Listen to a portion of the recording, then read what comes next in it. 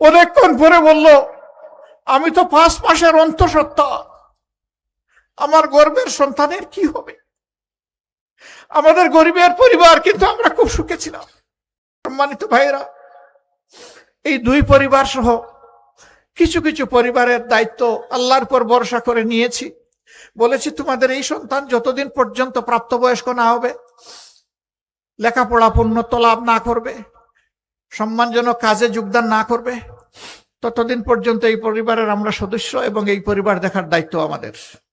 আমরা চেয়েছি প্রত্যেকটা শহীদ পরিবারে পৌঁছে যাই, তাদের দুঃখের অংশীদার হয়ে বলি, দুঃখ আজকে নিতে আসে নাই, দুঃখের অংশীদার হতে এসেছি। এবং আমরা এসেছি আপনাদের পরিবারের সদস্য হতে। মেহেরবানি করে আপনাদের পরিবারের সদস্য হিসাবে আমাদেরকে কবুল করুন।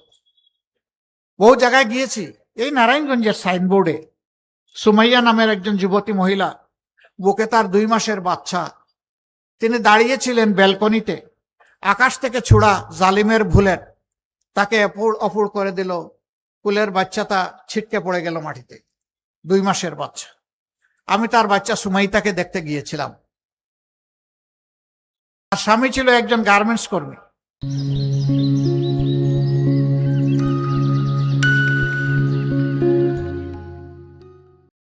এই বাচ্চাটাকে যখন খুলে নিলাম, মনে হলো একদিনে বাচ্চাও বড় হবে। প্রথমে এই বাচ্চার মুখে মা শব্দটা ফুটে, এই বাচ্চার মুখে যখন শব্দ ফুটবে তখন মা হিসাবে কাকে পাবে? আবার রাজশাহীতে নারায়ণগঞ্জের একজন গার্মেন্টস শ্রমিক কর্মী, সে 1 তারিখ আগস্ট মাসের চলে গেছিল তার বাড়িতে।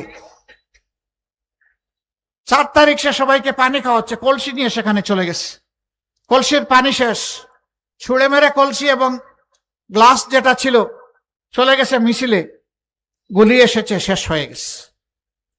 আমি তাদের যখন খবর নিতে গেলাম, তার মা, তার স্ত্রী, তার ভাই 3 জন আসলেন, বসলেন। জিজ্ঞেস করলাম, যখন মেয়েটাকে জিজ্ঞেস করলাম, মা তুমি কেমন আছো? বলল, আপনি আমাকে মা ডেকেছেন, একটু সান্ত্বনা পেলাম, আমি আলহামদুলিল্লাহ ভালো আছি। কিন্তু বলে যে কান্না শুরু করলো, এখন তো থামে না।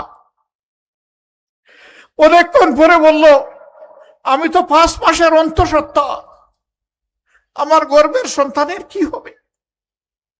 আমাদের গরিবের পরিবার, কিন্তু আমরা খুব সুখে ছিলাম। সম্মানিত ভাইরা, এই 2 পরিবার সহ কিছু কিছু পরিবারের দায়িত্ব আল্লাহর উপর ভরসা করে নিয়েছি। বলেছি, তোমাদের এই সন্তান যতদিন পর্যন্ত প্রাপ্তবয়স্ক না হবে, লেখাপড়া পূর্ণত্ব লাভ না করবে, সম্মানজনক কাজে যোগদান না করবে, ততদিন পর্যন্ত এই পরিবারের আমরা সদস্য এবং এই পরিবার দেখার দায়িত্ব আমাদের। আলহামদুলিল্লাহ, একথা জেনে অনেকে এগিয়ে এসেছেন। আমাদের দায়িত্ব তারা চিন্তাই করে আমাদের হাত থেকে নিয়ে গেছেন, বলছেন আমাদেরকে সুযোগ দেন। আমরা তাদেরকেও সুযোগ দিয়েছি।